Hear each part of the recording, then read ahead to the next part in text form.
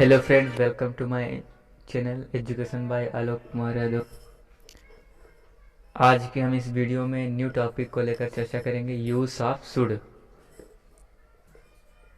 कि शुड का प्रयोग कहाँ और किस सिचुएशन में होता है।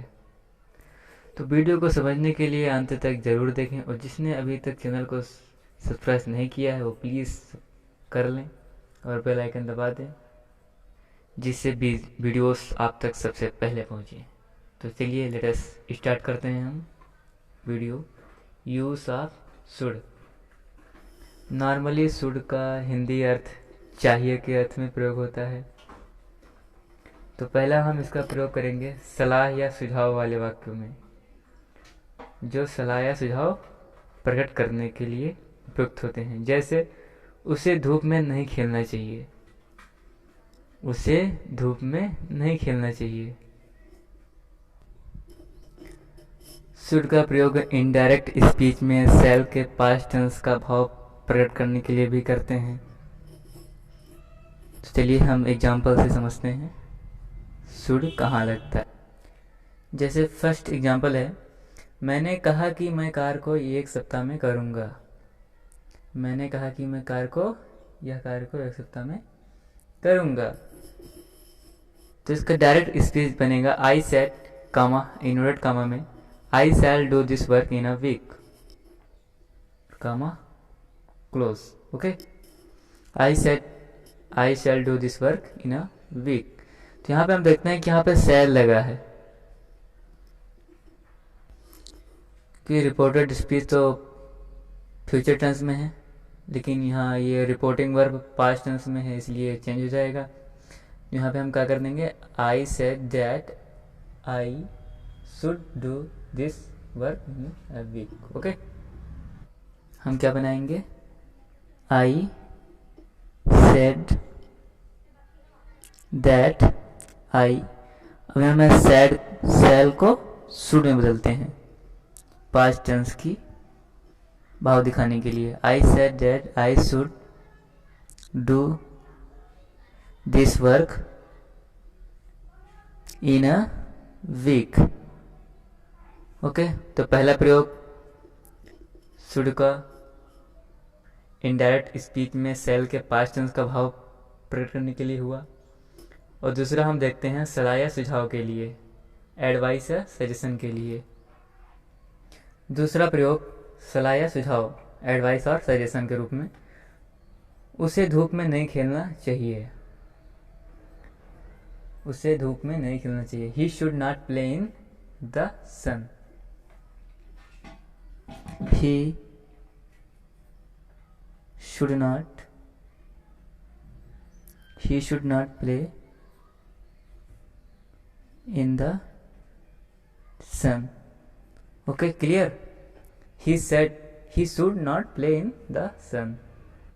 और इसके बाद थर्ड नंबर का प्रयोग है शुड का कर्तव्य कर्म का बोध कराने के लिए में शुड का प्रयोग किया जाता है।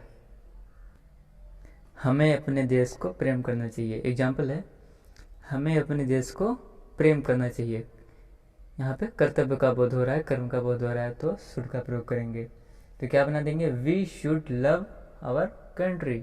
We should love our country. We should love our country. Okay, we should love our country. और फिर चौथा नंबर का प्रयोग है शर्त प्रकट करने के लिए, टू शो कंडीशन। शर्त में इसका प्रयोग किया जाता है शर्त वाले वाक्य में। तो एग्जाम्पल, यदि आज वर्षा हुई तो मैच नहीं होगा। इसका हम should it rain today there will be no match. Should it rain today there will be no match. इसका हम यदि के स्थान पर शुड का प्रयोग कर सकते हैं। तो क्या बना देंगे, शुड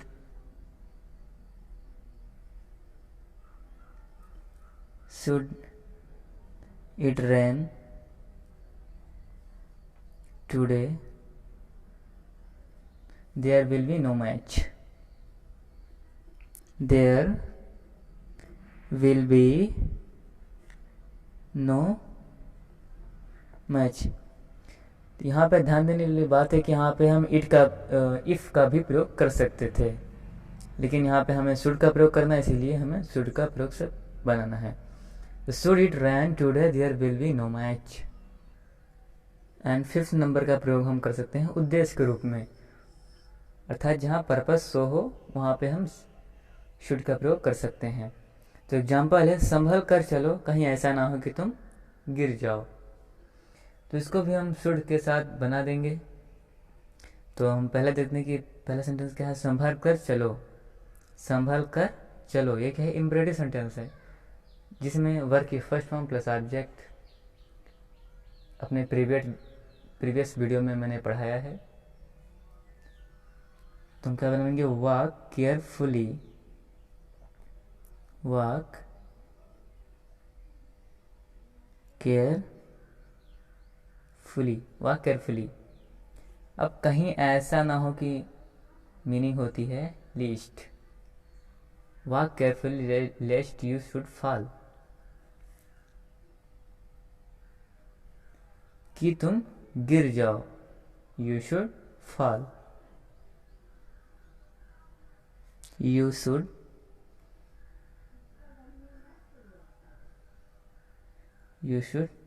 फॉल। ओके, तो ऐसे ही आप और एग्जांपल बना सकते हैं। तो एक बार मैं रिवाइज कर देता हूँ। पहला प्रयोग कहाँ हुआ, इनडायरेक्ट स्पीच के पास्ट टेंस में भाव प्रकट करने के लिए हुआ। दूसरे में क्या हुआ, सलाह या सुझाव में शुड का प्रयोग होता है। तीसरे में कर्तव्य या कर्म का बोध कराने के लिए होता है शुड का प्रयोग। और उसके बाद शर्त वाले वाक्यों में भी होता है, शुड का प्रयोग कर सकते हैं हम। और फिर उद्देश्य, जहाँ पे पर्पस हो। तो ऐसे ही आप पूरे के एग्जाम्पल आप बना सकते हैं। सो आशा करता हूँ कि आपको ये वीडियो समझ आया होगा। So thank you for watching.